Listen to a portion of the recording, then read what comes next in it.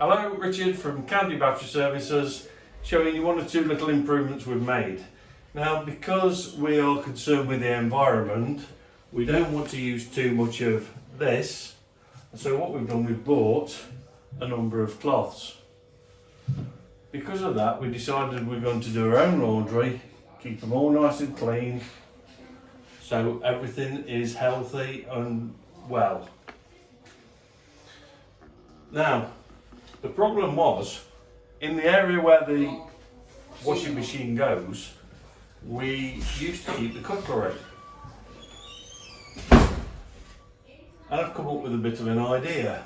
So what we've done is, here is the dishwasher basket.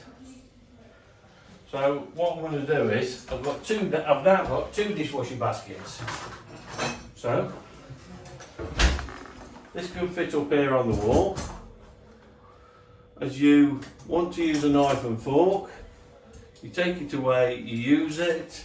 When you're done, you drop it in the dishwasher.